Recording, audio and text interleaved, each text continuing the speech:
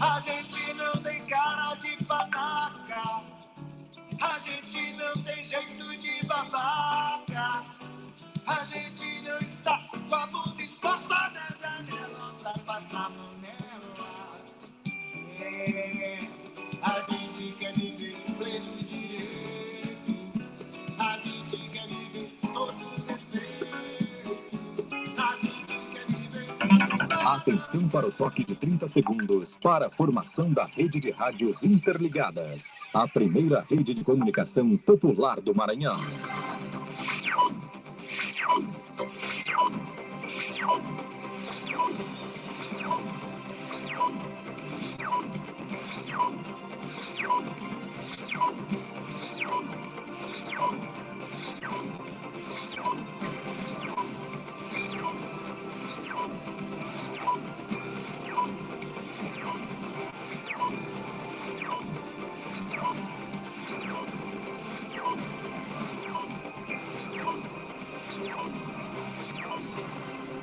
A sua rádio, feita pra você! Bom dia, boa segunda-feira. Estamos começando agora o jornal produzido pela Agência Tambor. Agência Tambor e Rede Abraço de Rádios Comunitárias apresentam Jornal Tambor. Jornal Tambor. Comunicação livre, popular e comunitária. Está no ar Jornal Tambor. Jornal Tambor. Bom dia.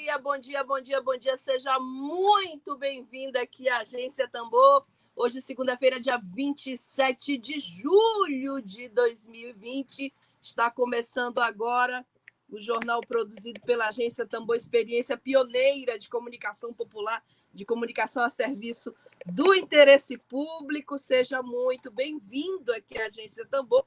Vamos agora aos destaques de hoje. Hoje é segunda-feira, a gente deseja para você uma boa semana, deseja para você uma semana de muita produtividade, claro, saúde, continue mantendo as recomendações das autoridades de saúde, continue usando máscara, continue tendo respeito por você, pela sua saúde e pela saúde do outro.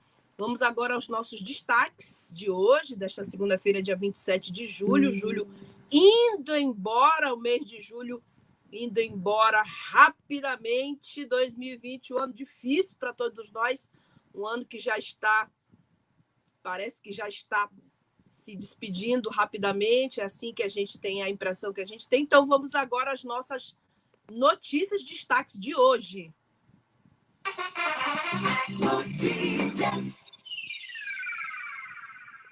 Bom, temos hoje como destaque Paulo Garcês. Bom dia, Paulo Garcês.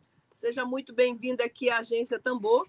Temos hoje como destaque aqui no nosso jornal produzido pela Agência Tambor as notícias de hoje. Bom dia, Kelly Oliveira. Bom dia, Kelly Oliveira. 42 brasileiros bilionários. Michele Pinto, bom dia para você. Seja bem-vinda, Michele. Vou falar em Michele. Hoje, dia 27 de julho de 2020, a gente queria fazer aqui, a todos que acompanham a nossa transmissão, queria fazer uma pergunta. Vocês sabem que data é hoje, 27 de julho de 2020? Alguém pode nos dizer que dia é hoje? 27 de junho, uma data bastante significativa, data de alguém que marcou este país. A gente tem aqui alguém que hoje faria 42 anos de idade, 42 anos de idade, dia 27 de julho. Hoje a gente celebra a sua vida com o peito apertado. Quem é? Com a saudade 42 de quem teve anos. a sorte de estar ao seu lado. Ela faria hoje. E a certeza você não morreu, só virou uma ideia. Ô, Preta, faz um ano e a gente não aceita ainda despedir. Faz mais de um ano. A injustiça nos arde, mas nunca será esquecida. Mande um abraço pro Osvaldo, Dandara, Zumbi e Marighella. Tentaram nos matar, mas a dor virou semente. Transformamos o luto em luta, o amor é força resistente. Acham que vão nos calar, mas a gente segue em frente. E milhões de guerreiras se multiplicarem, gritarem, Marielle presente. Jaqueline Bogeia, obrigada pela tua audiência. Bom dia para você. Presente aqui em nosso espaço, querida Leidiana Caldas. Hoje, 27 de julho. 27 de julho é o dia dela. Ela se foi, mas ela ficou em nossos corações. Marielle Franco. Preta, hoje a gente celebra sua vida com o peito apertado. Hoje seria o aniversário de Marielle Franco. Hoje, 27 de julho de 2020, Marielle Franco completaria 42 anos se estivesse conosco, mas ela continua conosco. A vida, a luta de Marielle Franco permanece conosco. Hoje, dia 27 de julho de 2020. Vamos às nossas notícias, aos destaques de hoje.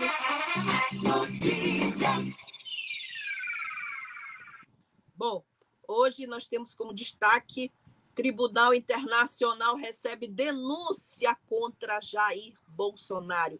Várias denúncias estão sendo feitas a tribunais internacionais contra o presidente da República, Jair Bolsonaro, e nós temos a informação hoje aqui que uma dessas denúncias foi acatada. O presidente Jair Bolsonaro foi denunciado pela rede sindical brasileira, a Unisaúde, no último domingo, dia 26 de julho, ao Tribunal Penal Internacional em Haia, na Holanda, por genocídio e crime contra a humanidade.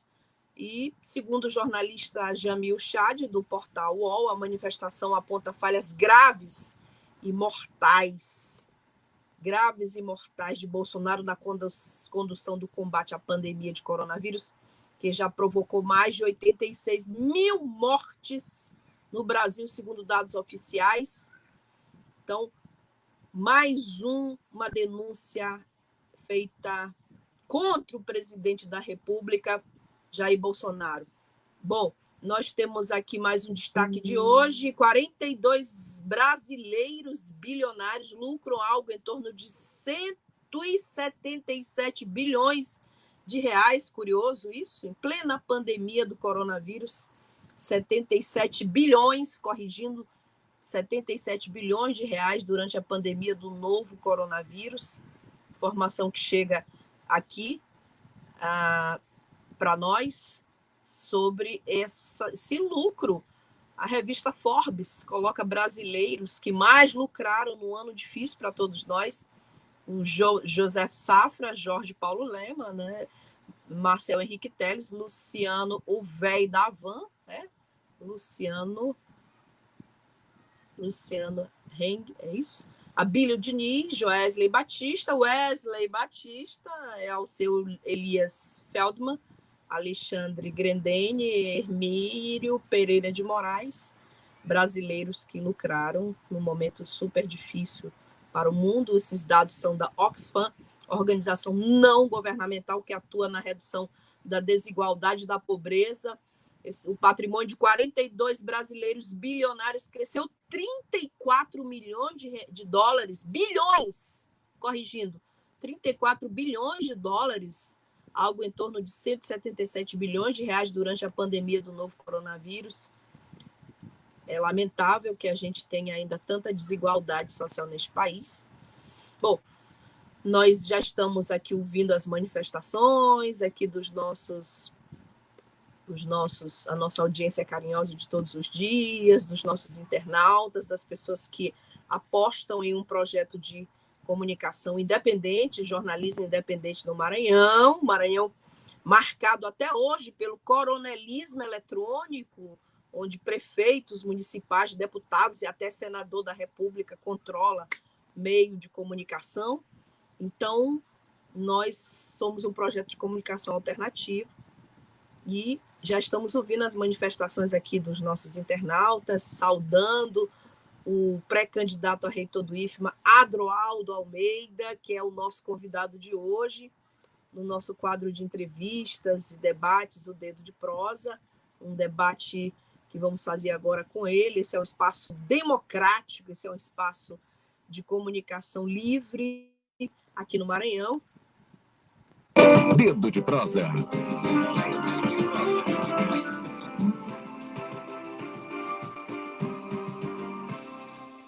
Queria dar um bom dia, desejar as boas-vindas ao Adroaldo Almeida, que é pré-candidato a reitor do IFMA, Instituto Federal do Maranhão. Bom dia, Adroaldo, seja bem-vindo. Bom dia, Regiane, muito obrigado pelo convite, obrigado pela oportunidade de estar aqui debatendo a respeito da nossa instituição, não necessariamente já na condição de candidato, que já houve a inscrição, mas da gente pensar, né, não somente o Instituto Federal, mas a educação federal como um todo em nosso país, que vem sendo duramente atacado. Mas obrigado pela oportunidade. Perfeitamente. Não sou Rejane, mas sou Flávia Regina. Regina lembra Rejane. Muito prazer, a Rejane que com certeza entrou em contato com você aqui para marcar essa entrevista, mas, bom, vamos conversar com o professor Adroaldo.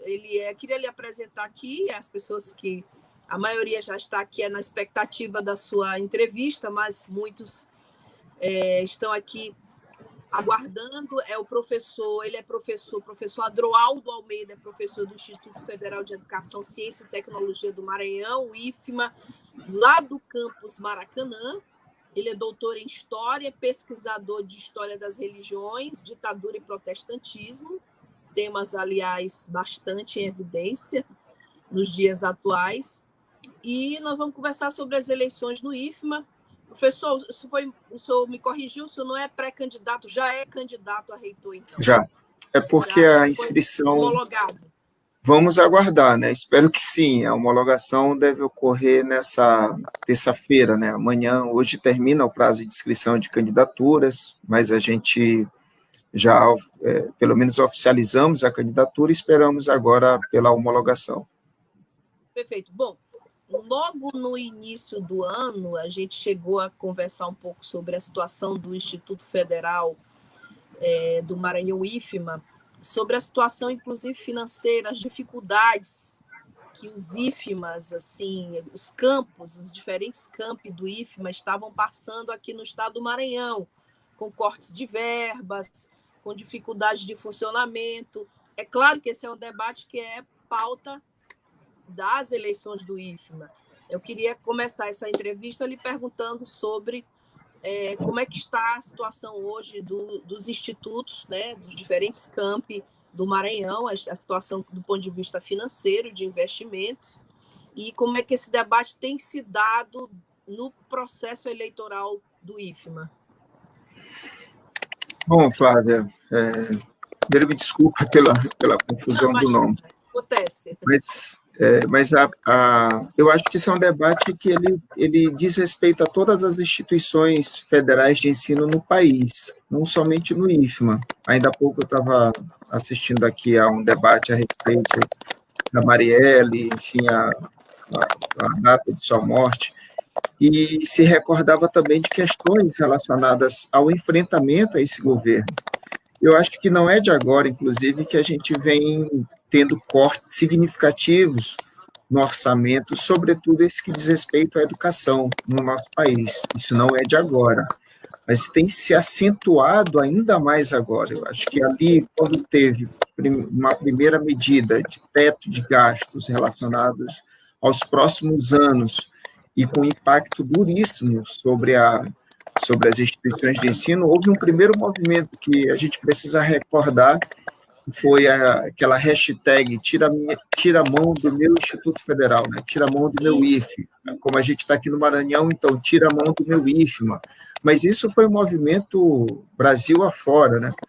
Em que os próprios estudantes ali estavam muito perplexos com os impactos que isso poderia provocar. E nós estávamos falando ainda do governo Temer. Quando nós observamos, portanto, a entrada de um governo que, a bem da verdade, nós já sabíamos do que se tratava. Então, quando você tem uma campanha toda ela pautada numa narrativa contrária às universidades, estigmatizando, inclusive, universidades, institutos federais como locais de não produção do conhecimento, como locais de balbúrdia, ali estava, assim, colocado algo que a gente já imaginava que aconteceria, que seria cortes orçamentários, política de precarização de trabalhos de docentes, de técnicos, enfim, dificuldades, inclusive, na perspectiva do acesso a essas instituições. Então, me parece que esse debate, para além da questão local, que se dá e que sofre não somente o Instituto Federal do Maranhão, mas a Universidade Federal do Maranhão, isso é um debate que precisa ser pautado por toda a sociedade brasileira, porque eu acho que tem implicações assim muito grandes, maiores, e que se não tivermos cuidado em perceber essas implicações, corremos o risco, inclusive, de cometer equívocos lá em 2022, novamente. Então, acho que a primeira questão que se precisa pensar é em relação de que esse orçamento, esses cortes orçamentários, e que vêm ocorrendo já de longa data, nesse momento ele se acentua, porque é um interesse também do ponto de vista político de um governo que se coloca aí de maneira muito refratária ao desenvolvimento da pesquisa desse país. Isso. Com relação ao processo de escolha dos reitores, você é candidato a reitor do IFMA, e a gente, me parece que há uma informação de uma medida provisória, uma MP que teria sido editada pelo presidente da República, que muda a escolha do reitor, mas que isso, claro, precisaria de aprovação do Congresso Nacional. A gente queria, mais ou menos, entender como é que está esse processo de mudança da escolha dos reitores. Você pode nos atualizar sobre isso? Posso sim, Flávia. E é bom a pergunta, porque houve uma certa... Está tendo até um certo ruído, uma certa confusão, e é preciso esclarecer isso. Os institutos federais, eles têm uma natureza distinta das universidades federais. O próprio nome já está dizendo isso, senão nós teríamos também o nome de universidade, mas tem uma natureza distinta. E dentro dessa natureza distinta, uma lei que regulamenta o processo eleitoral na nossa instituição, de 2009, nós fomos criados em 2008, e a lei que nos regulamenta é de 2009. Então, nessa lei está muito claro que nós não temos lista tríplice. Eu sou egresso da Universidade Federal do Maranhão, onde fiz minha graduação e mestrado, e nós ali nos acostumamos a ser consultados. Uma coisa é a consulta, outra coisa é o processo de escolha direta democrática, você sabe muito bem disso. E quando a gente pensa assim, poxa, foi consultado, mas significa que a pessoa que saiu em primeiro lugar leva, no caso das universidades federais, não leva, porque é uma lista tríplice. Então, garante-se ao presidente da República a escolha decisória de quem, dentro dessa lista tríplice, pode-se vir a tornar o reitor, por exemplo, de uma universidade federal. Então, o primeiro colocado não necessariamente vai ser a pessoa empossada pelo presidente da República, porque ele conta com 3 pessoas. Então, dentro dessa estrutura que se criou, e que, inclusive, é um legado da ditadura, por sinal, e que se mantém ainda aqui nas universidades brasileiras, dentro desse legado, existe a seguinte ideia: bom, podemos consultar, certo? Estamos franqueando às universidades, a comunidade acadêmica da universidade, a consulta, mas quem tem o poder final de escolha é o presidente. Nos institutos federais, não. Os institutos federais, nós regra de quem ganha, leva. Não existe lista tríplice. E o que aconteceu? Quando o governo Bolsonaro assume, ele assume já com a vontade política de diminuir os processos decisórios, democráticos, autônomos, não somente das universidades, mas principalmente dos institutos federais. Nós conquistamos isso com muita luta. Então, quando os institutos federais são criados no Brasil, eles vêm com esta natureza específica, qual seja, nós temos equiparidade entre os segmentos, que é uma coisa também distinta das universidades. Você sabe disso, que na Universidade Federal do Maranhão você tem uma concentração de poder de votos entre os docentes, a despeito de discentes, de técnicos administrativos. Mas, no caso dos institutos federais, você tem uma equiparidade entre os segmentos, ou seja, dentro dessa totalidade de representação de docentes, de técnicos e de estudantes, nós temos essa paridade cabendo 1/3 para cada um desses segmentos, ou seja, cada um deles representa, dessa totalidade, 33,33%.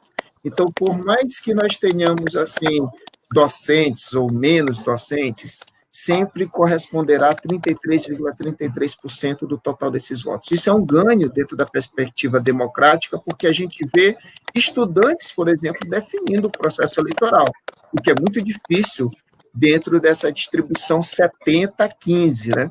70% para docentes, 15% para estudantes e 15% para técnicos, como é o caso das universidades. Mas no caso dos institutos federais, não. O peso entre os estudantes é muito importante, muito significativo, assim como técnicos, docentes. Está equiparado. E o segundo aspecto é este: os diretores são escolhidos pela sua comunidade acadêmica escolar. O reitor é escolhido pela sua comunidade acadêmica escolar. O que permite, portanto, que você, por exemplo, sendo eleito reitor, você não define o diretor de campus, porque a escolha do diretor de campus, e nós temos quase 30 pontos de presença no Maranhão, hoje são 26 campi que estarão envolvidos em processo direto de escolha, de eleição dos seus respectivos diretores, diretoras de campi. Então, não cabe, portanto, ao reitor, reitora, fazer a escolha desses diretores. A comunidade acadêmica escolar faz essa escolha. Então, me parece ser, assim, um aspecto da democracia em que nós vinhamos caminhando na perspectiva de fortalecer processos autônomos, responsáveis, enfim. Mas o governo Bolsonaro fez uma medida, que eu até falo que foi o nosso presente de Natal, que foi elaborada em 23 de dezembro do ano de 2019. E nessa medida provisória, ele instituía a lista tríplice para os institutos federais, e acabando com a eleição para diretor. Significava o seguinte, Flávia, que nós teríamos, no plano do que é equiparação a uma universidade federal, nós teríamos o processo de consulta, não necessariamente de escolha. Então, seria consultado, 3 nomes subiriam, portanto, para a presidência da República, e após a confirmação desse nome ou escolha do presidente, a seu bel prazer, este reitor ou reitora que viesse para o Instituto Federal, ele estaria escolhendo de maneira arbitrária quem seriam os diretores desses diversos campos. Seria, de fato, um assinte à democracia que nós estávamos até então vivendo ali. Como a medida provisória ela caducou, diga-se de passagem, que não foi por conta necessariamente de um recuo do presidente da República. Eu acho que, em meio a essa pandemia, o caos total, houve, inclusive, competência política para que pudesse pautar isto no interior do Congresso Nacional. Como não foi pautado, a medida provisória ela caduca. E, ao caducar, imediatamente o Ministério da Educação faz publicar por meio do presidente da República uma medida provisória que acabava por completo com as eleições dos institutos federais, das universidades federais. E aí me parece que nós tivemos uma grande sorte, qual seja, é que tanto universidades quanto institutos se viram aí imobilizados na perspectiva de escolha de suas representações, fosse por lista tríplice, fosse por via direta. Então, a pauta se tornou comum. E foi muito fabulosa nesse sentido, porque nos unimos. Tanto docentes de uma instituição como o IFMA, tanto docentes como instituição como o UFMA, ou seja, servidores, trabalhadores, trabalhadoras e discentes de ambas instituições, não somente aqui, como no Brasil inteiro, passam a se mobilizar. E é importante também, porque isso acaba escoando também para a grande mídia nacional, que nós sabemos, e você, principalmente pelo fato de fazer parte de uma agência, né, de informação que está correndo, né, fora dessa mídia que pauta, inclusive, os debates no Brasil, Então, essa mídia, ela acabou, para nossa sorte, pautando também favorável de que esses processos decisórios democráticos, eles, de fato, fossem respeitados pelo presidente da República. De tal maneira que tanto a Câmara, na figura do seu presidente, como o Congresso, o Senado, na figura também do seu presidente, o Alcolumbre, devolveu a medida provisória ao presidente. E o ato de devolução, ele presta também um peso simbólico muito grande, porque se trata de recusar veemente ao presidente da República esse tipo de ingerência. Então, de tal maneira que não é possível, neste mesmo ano legislativo, qualquer medida provisória ou qualquer ato dentro dessa mesma temática, qual seja de orientar ou normatizar as escolhas, os processos eleitorais no interior dos institutos federais e das universidades federais. Então, em síntese, o que temos hoje em relação ao processo eleitoral dos institutos federais no Brasil? A mesma regra que nos criou e nos regulamentou em 2009, ou seja, quem ganha leva, a despeito da vontade política do presidente da República, a despeito de sua ideologia, quem ganha leva. Então, nós temos candidaturas progressistas, conservadoras, de direita, enfim, independentemente de quem seja este eleito, escolhido no processo democrático pela comunidade acadêmica escolar, portanto, este deverá ser empossado pelo presidente da República, sob o risco de não fazê-lo, ele está agindo de maneira inconstitucional à revelia da lei. E aí, não se trata mais aqui apenas de posições políticas, se trata agora do STF, inclusive, agir sobre. Então, nós, nesse sentido, estamos muito tranquilos de que esse processo ele ocorrerá, a depender da comunidade acadêmica escolar do Instituto Federal do Maranhão, ocorrerá de maneira tranquila, democrática, com respeito, responsabilidade de todos nós. Bom, a Michele Pinto está aqui mencionando a importância dessa explicação que o professor Adroaldo está trazendo para nós sobre como funcionam as eleições no IFMA, né? Então, ela até destaca agora uma aula de história sobre democracia institucional. Obrigada, Michele Pinto, pela sua participação. Bom, professor, nós temos aqui muita gente participando da sua entrevista, Ribamar Carneiro, Áureo Mendonça, o Paulo Garcês. E o Paulo ele faz um recorte bem interessante sobre a necessidade de se fazer um debate sério sobre o IFMA, um debate sobre o Instituto Federal aqui no Maranhão. Queria justamente lhe encaminhar uma pergunta nesse aspecto, assim, dentro das suas proposições, da sua candidatura ao cargo de reitor do IFMA, quais são as pautas principais que o senhor elencou para trazer para esse debate sério aqui que o Paulo Garcês está comentando aqui conosco na nossa transmissão? Da sua pauta, das suas proposições, o que há de prioritário? Bom, primeiramente eu preciso fazer só um esclarecimento, porque em conformidade com a lei, nós ainda não estamos em processo de campanha. A lei me permite apresentar a candidatura, discutir temas relacionados à nossa instituição, mas ainda não posso apresentar propostas, nem pedir voto. Eu espero que o dia 1º de agosto já se aproxime para que eu faça isso. Mas eu posso, vamos pensar o seguinte, vamos pensar a respeito do Instituto Federal, e no caso específico do Maranhão, o que ele representa, né, dentro do nosso próprio Estado, algumas questões relacionadas a isso. Pensar a instituição, inclusive, do seu ponto de vista das práticas político-pedagógicas, de como é que tem sido inserida, enfim, e aí a gente fica mais à vontade para fazê-lo. Bom, professor, já que não é possível, né, ao impedimento aí dentro da resolução aí, eu queria lhe perguntar, não, claro, sobre suas proposições, já que a gente ainda não pode falar nesse assunto, mas eu queria lhe perguntar sobre qual é hoje o maior desafio do Instituto Federal Tecnológico no Maranhão, um estado com o menor índice de escolaridade, de qualificação profissional no país. Há décadas e décadas a gente tem os mesmos indicadores com pequenas diferenças. O Maranhão, de todos os estados brasileiros, é o estado com menor acesso à escolaridade. O IFMA, o projeto IFMA foi criado trazendo uma contribuição inequívoca aqui para o estado do Maranhão, especialmente para os municípios maranhenses, assim, as pessoas que tinham pouca possibilidade de acesso a uma qualificação profissional. Eu lhe pergunto, com base nesse retrato da realidade social maranhense, qual é o maior desafio hoje do IFMA, na sua opinião?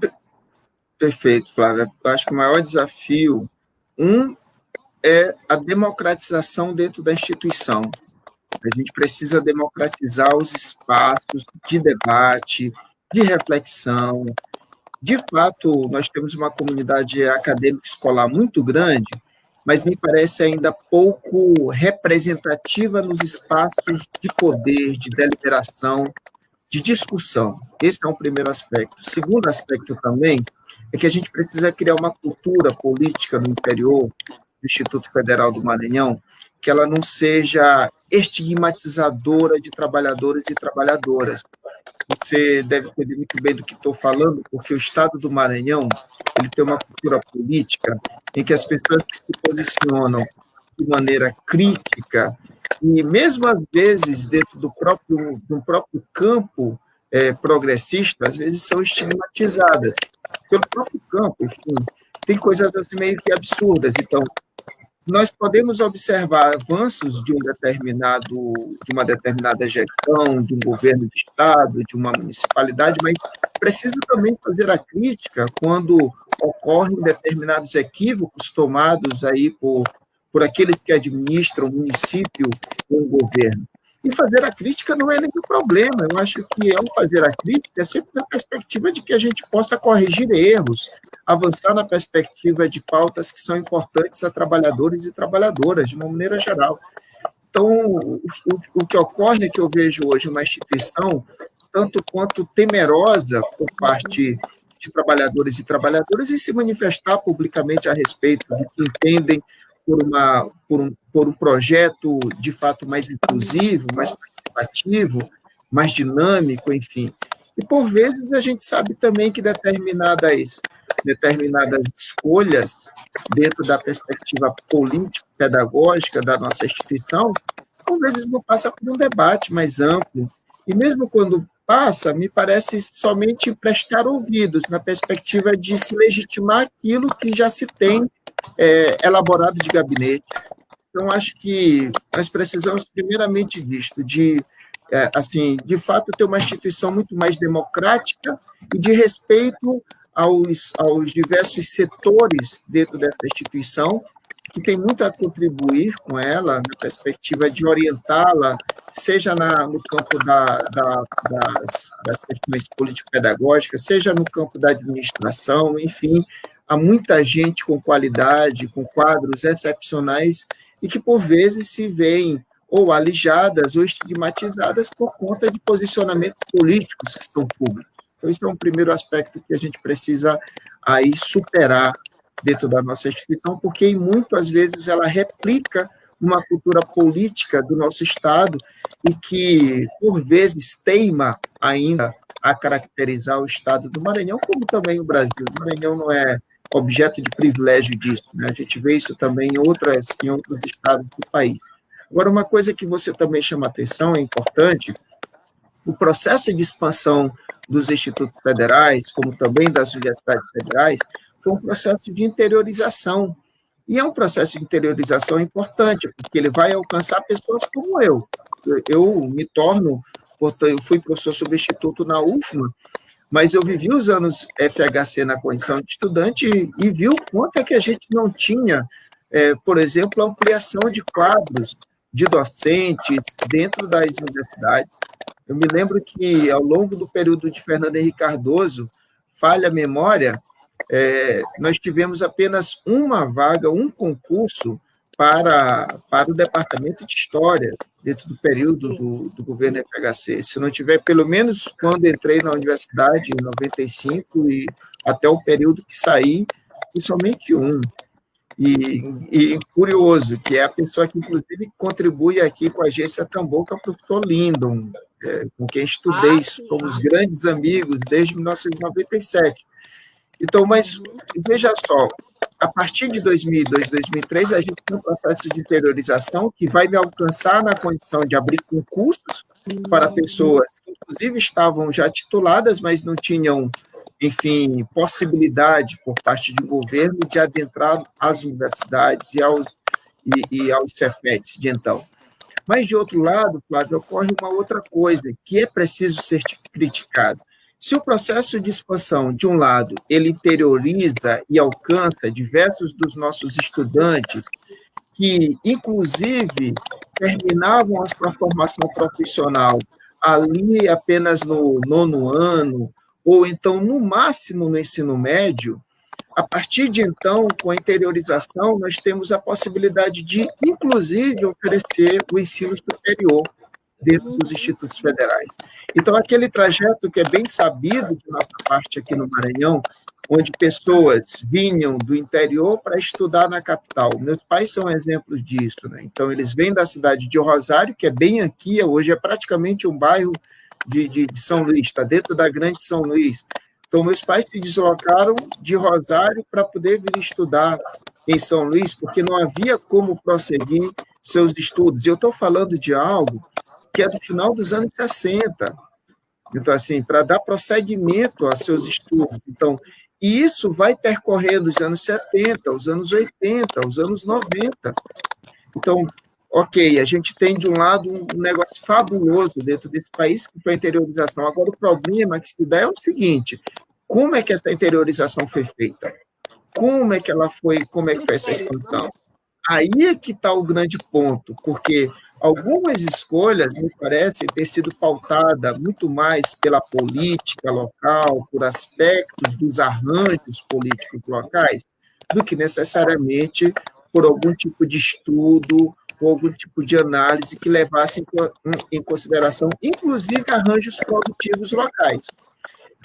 Portanto, quando a gente pretende instalar um campus, eu preciso primeiramente saber que tipo de curso vai ser oferecido naquele campus, em que ele se relaciona com as comunidades ao entorno daquela estrutura, né, de edifício, o que ele vai estar contemplando dentro desta cidade, enfim, questões que precisam ser dialogadas, inclusive com a própria comunidade onde ele está se instalando, sob o risco de oferecermos cursos que em nada tem a ver com a própria cidade e muito menos ajuda no desenvolvimento desses arranjos produtivos que caracterizam essas diversas cidades. Então, esse é um ponto muito sério que precisa ser discutido.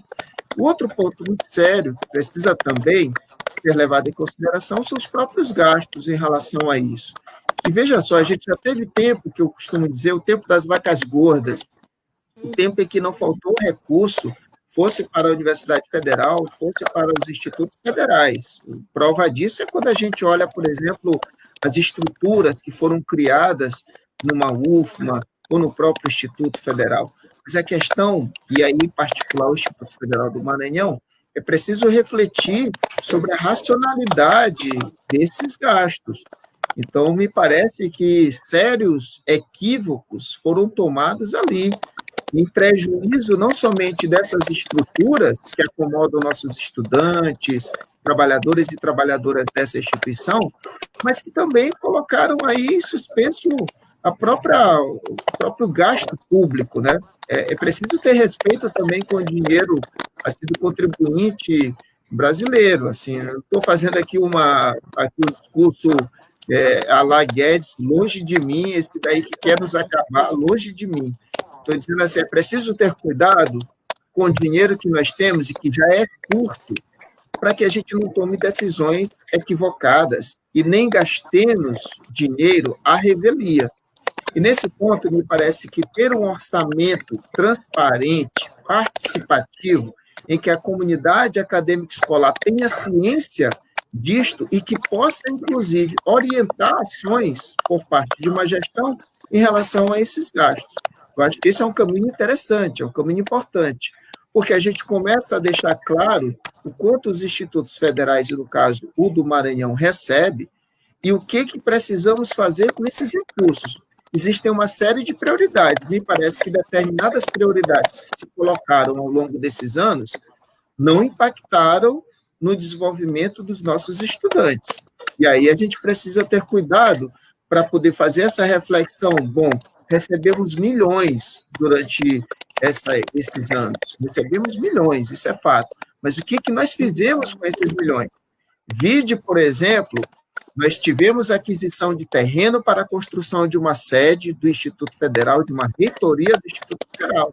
Foi comprado um terreno num bairro caro de São Luís. Para mim, há uma certa contradição.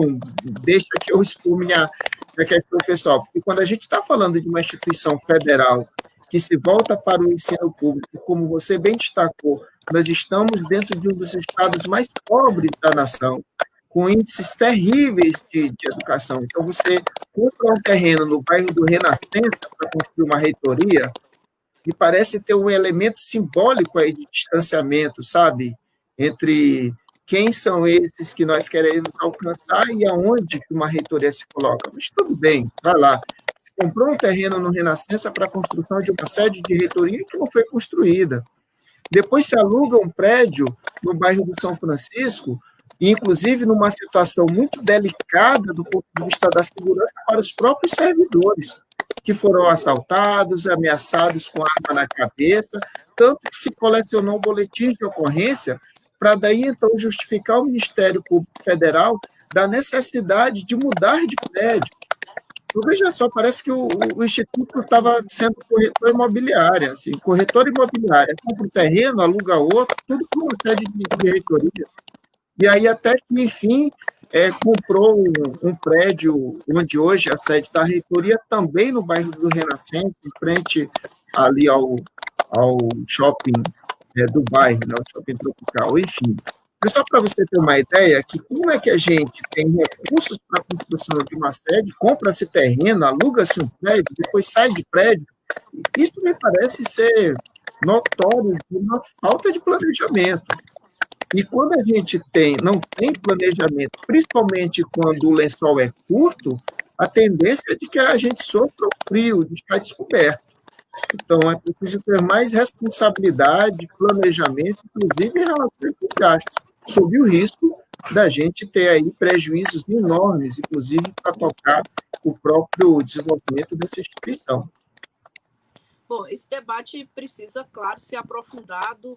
O professor Adroaldo está fazendo considerações bastante sérias e a Agência Tambor vai acompanhar de perto esse debate sobre a sucessão no IFMA. Professor, nós já estamos chegando aos nossos minutos finais.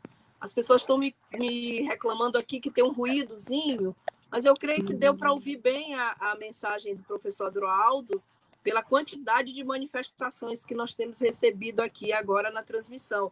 Quero agradecer ao Marcondes Lopes, ao Davi Cutrim, ao Cairo, a Helena, a Maria Ribamar Silva, muita gente aqui se manifestando a favor do professor Adroaldo.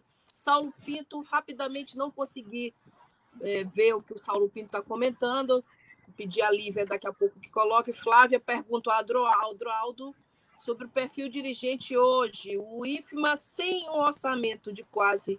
Tem, né? O IFMA tem um orçamento de quase 600 milhões por ano.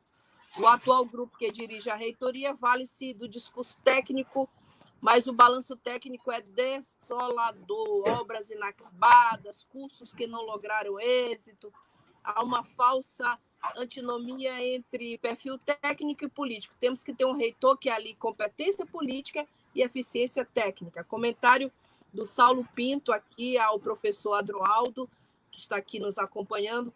Professor, queria aproveitar, inclusive, essas considerações aqui do Saulo Pinto, que sobre isso, pedindo as suas considerações finais sobre esse tema. Claro, lhe convidando para voltar novamente aqui, já que o debate está apenas iniciando, debate sobre a sucessão no IFMA, e eu queria pedir suas considerações finais, considerando essa fala do Saulo, esse depoimento do Saulo Pinto.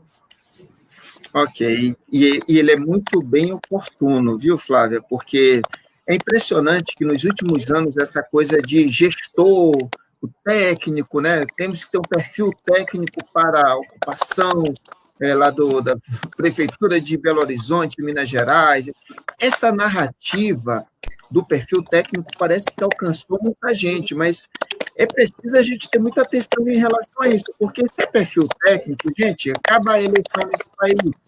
Vamos fazer o seguinte, a gente faz uma escolha lá na Fundação Getúlio Vargas e pega ali entre os economistas, administradores, enfim, e traz para gerenciar os municípios e estados brasileiros.